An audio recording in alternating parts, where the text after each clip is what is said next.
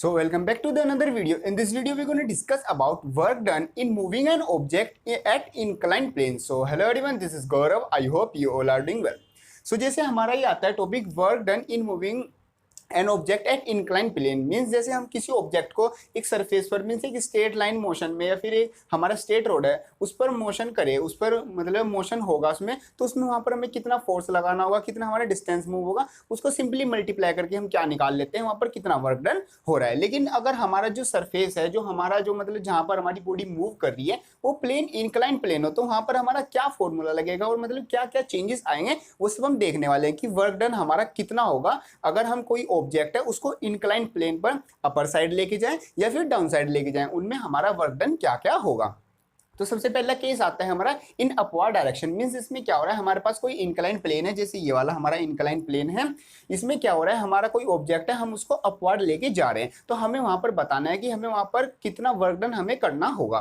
तो सिंपली जैसे सबसे पहले आ जाता है हमारा डायग्राम हमारा बिल्कुल वही है जैसे आता था हमारा लास्ट वीडियो में हमने किया था angle of repose and angle of friction वाली वीडियो में, सेम हमारा वही डायग्राम है, हमने वहां पर बहुत अच्छे से समझ लिया था, फिर भी मैं आपको एक बार बता देता हूँ। जैसे हमारा ये इंक्लाइन सरफेस है और ये हॉरिजॉन्टल सरफेस है, इसमें यहाँ पर हमारा कुछ थीटा एंगल बना हुआ है और ये जो थीटा एंगल है ये हमारा इस थीटा एंगल के इक्वल है, अल्टरनेटिव एंगल के मतलब यहाँ पे ये हमारे दोनों एंगल इक्वल है। ठीक है, फिर हमारा जो मतलब ऑब्जेक्ट है, ऑब्जेक्ट का जो मास वर्क करेगा, जो ऑब्जेक्ट का मास होता है ग्रेविटी के थ्रू वो हमेशा डाउनवर्ड डायरेक्शन में वर्क करेगा, तो ये ऑब्जेक्ट में डाउनवर्ड आ जाता है। और जो ऑब्जेक्ट पर जो रिएक्शन फोर्स लगती है ग्राउंड से वो क्या उसके परपेंडिकुलर वर्क करती है, मीन्स रिएक्शन फोर्स आ जाएगी उसके परपेंडिकुलर। ठीक है, जो हमारा ये mg आता है और हमारा यहाँ पर आता है थीटा, जो mg होता है उसको हम अपने रेक्टेंगुलर कंपोनेंट में क्या कर लेते हैं, ब्रेक कर लेते हैं, तो यहाँ पर जो थीटा की साइड क्या आ जाता है मेरा mg cos थीटा और जो मेरा दूसरी वाली साइड आ जाती है वो आ जाता है मेरा mg sin थीटा, तो ये mg sin थीटा आ जाता है और ये मेरा mg cos थीटा आ जाता है। अब आ जाता है मेरा ये मतलब जैसे मेरा ऑब्जेक्ट किस साइड जा रहा है, अपवर्ड डायरेक्शन में, मींस ये हमारा केस कौन सा है जी, इसमें ऑब्जेक्ट कहाँ पर मूव कर रहे हैं हम, in upward direction at incline plane, तो यहाँ पर हमारा फोर्स अपर साइड लग रहा है और जो हमारा एक्सीलरेशन हो रहा है वो भी अपर साइड लग रहा है। सिंपल हमारा ये हमारा डायग्राम आ जाता है और सिंपल सी छोटी सी कैलकुलेशन है हमारी, उसके यहाँ पर हम क्या निकाल लेंगे, work done in moving an object at incline plane in upward direction. तो सबसे पहले आ जाता है हमारा r equal to mg cos theta, means जैसे हमारे डायग्राम हम जो हमारे डायग्राम में दिया हुआ है हम वही हम लिख लेते हैं। जैसे जो हमारा रिएक्शन फोर्स है वो किस फोर्स के इक्वल आ रही है, मींस जो ये हमारी रिएक्शन वाली अपर वाली फोर्स है ये किसके इक्वल आ रही है, नीचे की mg cos थीटा, मींस ये दोनों आपस में इक्वल है, तभी तो हमारा जो ऑब्जेक्ट है वो सरफेस पर रखा हुआ है, तो ये r इक्वल टू किसके इक्वल आ जाता है, हमारे mg cos थीटा के इक्वल आ जाता है। तो इस चीज को हम लिख लेते हैं। यहाँ पर हमारी एक और चीज आती है, मींस जैसे जैसे ऑब्जेक्ट ऊपर जाएगा तो जो उसका फ्रिक्शन लगेगा वो फ्रिक्शन लगेगा हमारा यहाँ पर, मींस हमारा जो स्मॉल एफ होगा फ्रिक्शन वो लगेगा यहाँ पर, जैसे ऑब्जेक्ट ऊपर जाएगा जो सरफेस है और जो ऑब्जेक्ट की सरफेस है उनके बीच में फ्रिक्शन होगा, तो यहाँ तक का हमारा काम हो जाता है। अब नेक्स्ट आता है हमारा वर्क डन। वर्क डन होता है हमारा F dot S, means force into direction, force into displacement. तो फोर्स हमारी जैसे डिस्प्लेसमेंट तो हम जहां पर उसको लेके जाएंगे वो रखेंगे, फोर्स आ जाता है हमारा फोर्स इज इक्वल टू जो ये हमारी फोर्स लग रही है, फोर्स हमारी कितनी लग रही है, एक तो लग रही है हमारी mg sin theta, means mg sin theta back के इक्वल है और प्लस उसमें क्या हो जाता है हमारा फ्रिक्शन फोर्स भी ऐड हो जाता है, मींस ये mg sin थीटा वाली और ये फ्रिक्शन फोर्स ये किसके इक्वल आ जाती है, हमारे f के इक्वल आएंगे, मींस f उस डायरेक्शन में और ये दोनों इस डायरेक्शन में इक्वल हमने रख दिया यहाँ पर। अब हम रख देते हैं एफ के की वैल्यू, मींस फ्रिक्शन की वैल्यू होती है जैसे हमने लास्ट वीडियो में किया था एंगल ऑफ रिपोज माने फ्रिक्शन होता है हमारा न्यू के इक्वल, मींस न्यू आर के इक्वल, तो आर आ जाता है इसमें हमारा रिएक्शन फोर्स और न्यू एक तरह से हमारा जो फ्रिक्शन का कांस्टेंट है वो हो जाता है। तो mg sin theta as it is आ जाता है और न्यू की जगह हम न्यू लिखते हैं, r की वैल्यू हम रख देते हैं, जैसे r की वैल्यू हमने निकाली थी r is equal to mg cos theta, r is equal to mg cos theta हम रख देते हैं। तो फोर्स आ जाता है हमारा फोर्स इज इक्वल टू इन दोनों में से mg कॉमन लिया, mg bracket sin theta plus mu cos theta, ये आ जाता है हमारा इसमें फोर्स की वैल्यू, मींस जो ये हमारा f फोर्स लग रहा है इसकी जो वैल्यू आती है वो आ जाती है हमारी ये। अब हमारा फॉर्मूला वही चल रहा है Fw work done is equal to F dot S, means work done क्या होता है, work done is equal to force into displacement. तो फोर्स तो हमारी जो हमारी यहाँ पर आई थी ये उठा के हमने यहाँ पर रख दी और S इनटू हमारे जो डिस्प्लेसमेंट हुई है, मींस जितना भी हमारा अपवर्ड डायरेक्शन में ये हल्का सा स्लाइड या फिर हल्का सा मतलब हमने जो फोर्स लगाई है उससे चेंज हुआ है डिस्टेंस में वो हमने ऐसे यहाँ पर रख दिया। इन दोनों के मल्टीप्लाई करने के बाद आ जाता है हमारा मींस आंसर तो हमारा यहीं पर ही आ गया था, लेकिन इसको सही फॉर्म में लिख देते हैं वैसे, means work done is equal to mgs bracket start sin theta plus mu cos theta, ये आ जाता है हमारा work done in moving an object at incline plane in upward direction. इसमें m हमारा ऑब्जेक्ट का मास है, g हमारी एक्सीलरेशन ड्यू टू ग्रेविटी और s मतलब हमारा कितना डिस्प्लेसमेंट हुआ है, मींस ऑब्जेक्ट यहाँ था और यहाँ से यहाँ जाने में उसको कितना मूवमेंट हुई है, वो है हमारी एस की वैल्यू। और साइन थीटा कोस थीटा ये हमारे ट्रिग्नोमेट्रिक फंक्शंस है, और थीटा हमारा मतलब आ जाता है ये हमारा एक तरह से एंगल ऑफ रिपोज, मींस ये जो mg और mg कोस थीटा है इनके बीच का एंगल, इसको हम बोलते हैं एंगल ऑफ रिपोज। और ये हमारा न्यू आ जाता है, एक तरह से हमारा जो फ्रिक्शन होता है उसका एक तरह से कॉन्स्टेंट आ जाता है। सो ये आ जाता है हमारा work done in moving an object at incline plane in upward direction. बिल्कुल सिंपल सा डेरिवेशन है, एग्जामिनेशन में कभी कभी ये जो हमारा in upward direction in downward direction इनसे रिलेटेड हमारा एग्जामिनेशन में क्वेश्चन आ जाता है। सो नेक्स्ट आता है मेरा work done in moving an object at incline plane in downward direction. Means पहले हमने किया अपवर्ड डायरेक्शन, अब हम कर रहे हैं इन डाउनवर्ड डायरेक्शन। सिर्फ चेंज कितना है, चेंज सिर्फ इतना है कि हम पहले ऑब्जेक्ट को अपर साइड ले जा रहे थे, अब हम उसको डाउन साइड लाएंगे। मींस चेंज किया हुआ है, जो हमारा फोर्स पहले अपर साइड लग रहा था वो किस लग रहा है, और वो डाउन साइड लग रहा है, और जो एक्सीलरेशन हो रहा है वो जो अपर साइड हो रहा था क्योंकि ऑब्जेक्ट क्या है अपर साइड जा रहा था, अब ये क्या है ये डाउन साइड हो गया। और हल्का सा और चेंज है, जैसे ऑब्जेक्ट मतलब जिस डायरेक्शन में ऑब्जेक्ट चलेगा उसके अपोजिट डायरेक्शन में क्या लगता है, हमारा जो फ्रिक्शन फोर्स है उसके अपोजिट लगता है। तो फ्रिक्शन भी क्या है हमारा अपोजिट साइड लगेगा। मींस ऑब्जेक्ट अगर नीचे आ रहा है तो फ्रिक्शन क्या लगेगा, अपर साइड हमारा लगेगा। सिंपली हमारा ये हल्का सा चेंज हुआ है, इसकी वजह से एक साइन का चेंज होगा, और बाकी तो हमारा बिल्कुल सब कुछ सेम है। तो डायग्राम बिल्कुल हमारा वही है, आर है हमारा और एम जी है, यानी कि यहाँ पर हमने एम जी का रेक्टेंगुलर कंपोनेंट किया हुआ है, और ये हमारा मतलब जैसे हमने अपवर्ड डायरेक्शन में था ऐसे हमारा डाउनवर्ड डायरेक्शन में, सिर्फ चेंज एफ और ए का है।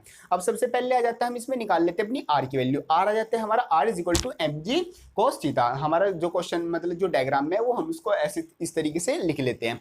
नेक्स्ट आता है मेरा work done is equal to F dot D S. Means work हमें इसमें क्या निकालना है, डेरिवेशन वर्क डन निकालना है इंक्लाइन प्लेन पर, तो हम लिख लेते हैं work done is equal to F dot D S. अब यहाँ पर डिस्टेंस कितना चला है, मतलब डिस्प्लेसमेंट कितनी है वो तो हम देख सकते हैं कि डिस्प्लेसमेंट इतनी हुई है, मेजर भी कर सकते हैं, लेकिन फोर्स कितना है, अब हमें फोर्स निकालना है। तो सबसे पहला काम हमारा है फोर्स निकालना, तो F is equal to F K minus M G sine theta, हम इसको रख देते हैं। Means F is equal to F K minus M G sine theta इसलिए रखा कि जैसे हमारा F इस साइड है, F इस साइड आ रहा है, तो F किसके इक्वल है, F इसके तो M G sine theta, M G sine theta भी F के इक्वल आ रहा है, माइनस उसमें से क्या हो रहा है जो उसका अपोजिट फोर्स है वो है हमारा फ्रिक्शन फोर्स। तो अगर हम एम जी साइन थीटा में फ्रिक्शन फोर्स माइनस कर दें तो हमारा वो किसके इक्वल आ जाएगा, जो हमारा अप्लाइड फोर्स है उसके इक्वल आ जाएगा। तो ये हम वैल्यू रख देते हैं। तो F is equal to F K minus M G sine theta, F K की जगह क्या रख देते हैं, न्यू आर। वही हमारा एफ के किसके इक्वल होता है, न्यू आर के इक्वल होता है। न्यू हमारा कांस्टेंट और आर हमारा रिएक्शन फोर्स। आर की वैल्यू यहां से उठाकर हम यहां पर रख देते हैं और अपना mg जो है वो बाहर ले लेते हैं। mg is equal to mu cos theta minus sine theta हमारा ये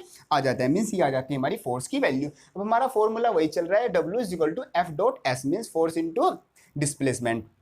तो mg की मतलब जो हमारा फोर्स आता था ये, इसको उठाकर हम यहाँ पर रख देते हैं mg new cos theta minus sine theta into किसके इनटू आ जाता है हमारा s के, और ये इसको हम सही फॉर्म में लिख देते हैं। वर्क डन आ जाता है हमारा work done in moving an object at incline plane in downward direction, वो आ जाता है हमारा work done is equal to mgs into mu cos theta minus sine theta. इस फॉर्मूले में m हमारा मास वही, g हमारी acceleration due to gravity, s हमारा जो डिस्प्लेसमेंट हुआ है, और कोस और साइन हमारे ट्रिग्नोमेट्रिक फंक्शन है, और थीटा आ जाता है हमारा एंगल ऑफ रिपोज जो कि हमारे मेनली क्वेश्चंस में जो है प्रोवाइड होता है।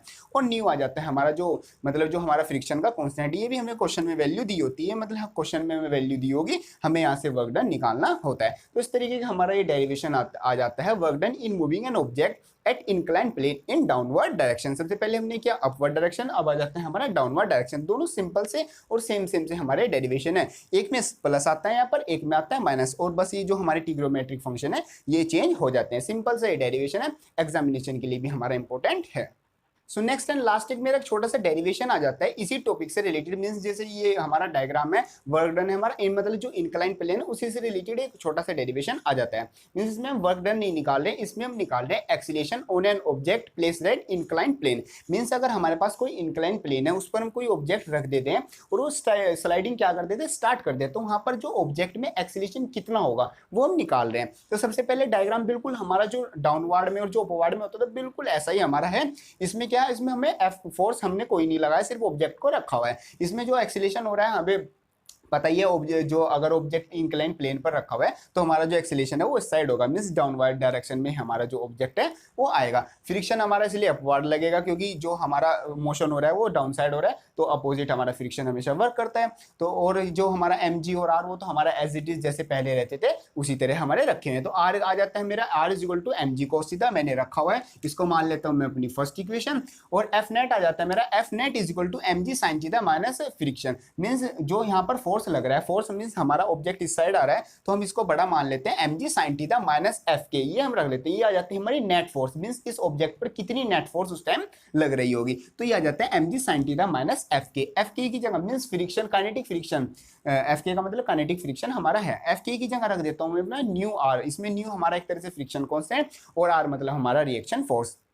तो r की वैल्यू आ जाती है मेरी mg cos थीटा, जो कि डायग्राम से दिख रही है, r इज इक्वल टू क्या है mg cos थीटा, उसको मैं डायरेक्ट यहाँ पर रख देता हूँ। तो mg sin theta minus mu mg cos theta, इन दोनों में से मेरा कॉमन आ जाता है mg, तो f is equal to mg sin theta minus mu cos theta, ये मेरी वैल्यू मतलब ये मेरी इक्वेशन बन जाती है। तो मेरे को पता है f का मतलब क्या होता है, force is equal to mass into acceleration, तो फोर्स की जगह मैं रख देता हूँ m इंटू ए, और ये आ जाता है mg sin theta minus mu cos theta, ये मेरी वैल्यू आ जाती है। यहाँ से मेरा m से m कट जाता है, मीन्स मास से मास कट जाता है, और जो मेरा फाइनल इक्वेशन आती है एक्सीलरेशन के लिए वो आ जाती है acceleration is equal to g into sine theta minus mu cos theta. Means इस इक्वेशन की इस फॉर्मूले की हेल्प से हम क्या निकाल सकते हैं, जो हमारा कोई ऑब्जेक्ट है हमने इंक्लाइन प्लेन पर रखा हुआ है उसमें कितना एक्सीलरेशन हो रहा है वो हम इस फॉर्मूले मींस इस फॉर्मूले में वैल्यू रख के निकाल सकते हैं। इसमें ए हमारा एक्सीलरेशन आ जाता है, जी हमारा एक्सीलरेशन ड्यू टू ग्रेविटी, और जो साइन है वो कोस है वो तो हमारे हमें पता है ट्रिग्नोमेट्रिक फंक्शन है, और जो हमारा थीटा है हमारा एंगल ऑफ रिपोज, न्यू हमारा फ्रिक्शन का कांस्टेंट आ जाता है। तो सिंपली एक छोटा सा डेरिवेशन इससे रिलेटेड हमारा ही आ जाता है, हमने ये भी डेरिवेशन कवर कर लिया। तो हमने किया है जो हमारा वर्क डन होता है इंक्लाइन प्लेन पर मूविंग एन ऑब्जेक्ट, उसमें अपवर्ड में कितना होता है, डाउनवर्ड में कितना वर्क करना पड़ता है, और साथ ही साथ अगर हम किसी ऑब्जेक्ट को इंक्लाइन प्लेन पर रखें उसमें हमारा कितना मतलब एक्सीलरेशन होता है, वो सब हमने तीनों डेरिवेशन कवर कर लिया। So that is all for today. Video helpful लगे तो उसको लाइक जरूर करना, जाते जाते वक्त चैनल को सब्सक्राइब जरूर करना। मिलते हैं अपनी नेक्स्ट वीडियो में, तब तक के लिए थैंक यू।